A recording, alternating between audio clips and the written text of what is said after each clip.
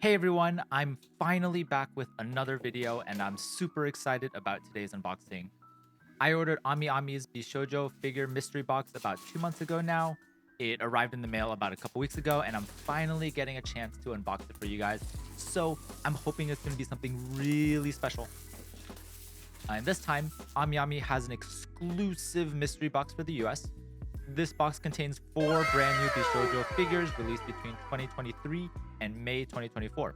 The total cost was 40,000 yen and a flat 5,000 yen for shipping, which came out to be around $295. In terms of my own expectations, I'm just hoping for at least 2 figures I'd want to keep. Bonus points if those happen to be the most expensive ones to help justify the cost.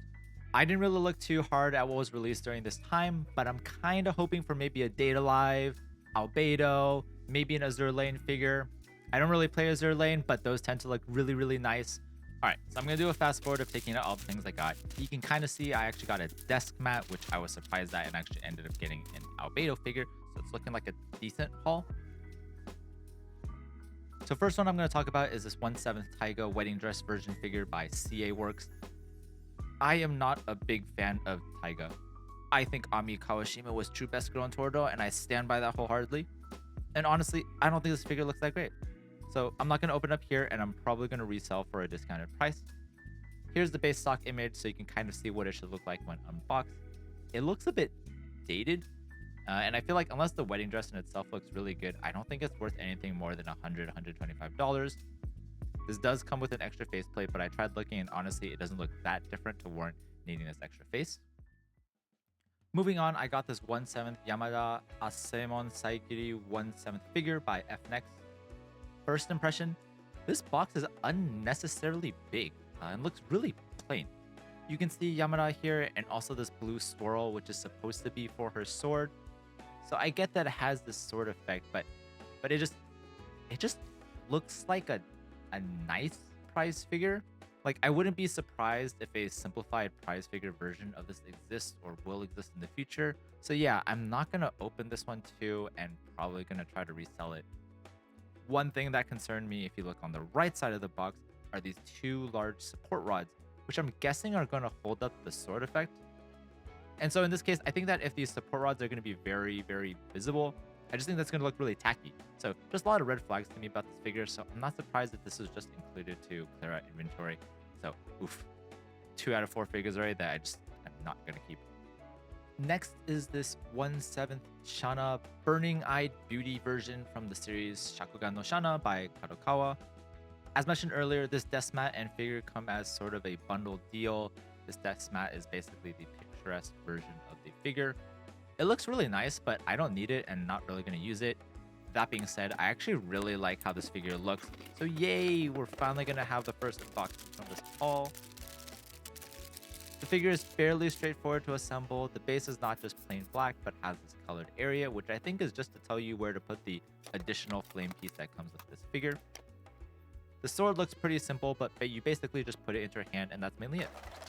And finally, this flame piece, I thought it would have pegs or something to hold it down onto the base, but it actually just sits on top of the base. And so it will move if you were to just poke it or move it around or whatever. It's not a big deal, but it seems kind of funny for them to kind of skimp on that detail. In terms of the figure itself, like I said, I really like how it looks. I don't know what it is, but the colors just look really vibrant and stand out. There's a ton of tiny details that I think elevate this figure, like the flowers on her hair, her floating necklace as it's being lifted by wind or something like that. The design on a kimono has what seems like basically the same flowers on her hair and just looks really good. I don't know what else to say. So yeah, I'll stop talking for a little bit and just show you just more shots of the figure.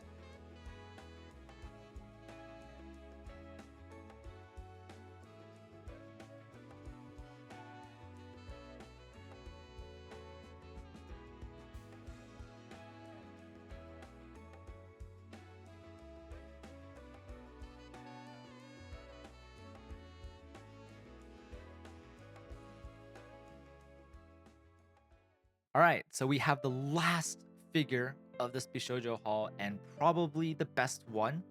I got the 1/7 Albedo ending version figure by Spirit Tail and Wing. This one stands out with a truly unique and an interesting concept. It's inspired by the season 2 ending of Overlord, and it's much more than your typical figure.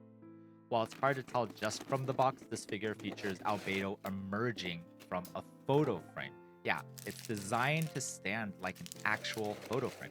While it's meant to look like a frame, the material is still plastic.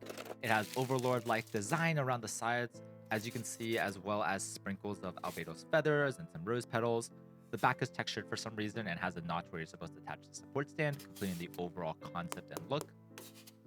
Interestingly enough, the frame seems to be hollow, which makes it incredibly lightweight.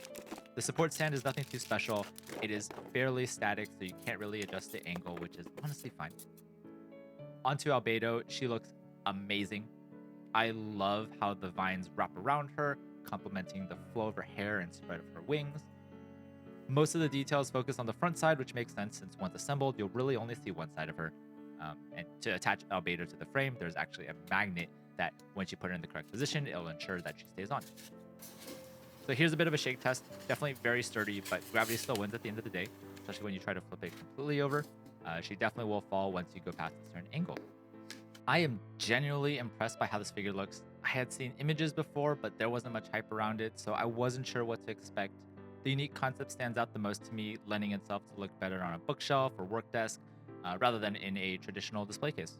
This figure was released in July 2023 at 24,000 yen, roughly $150 to $170 depending on the exchange rate. Honestly, I'd still buy it even at a higher price. It's that good.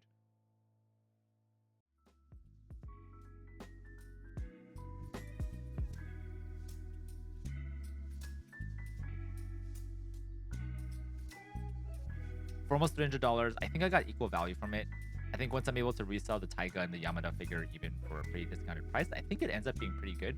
I can't say it's 100% worth it, but I just couldn't resist the gotcha. But yeah, anyways, let me know what you think in the comments below. Did you like the other figures more than I did? Did this convince you to buy one next year? I hope you enjoyed the video, and please remember to like and subscribe. I'm trying not to be lazy and get through all the other unboxings that I have. Hopefully it'll happen, but in any case, see you next time.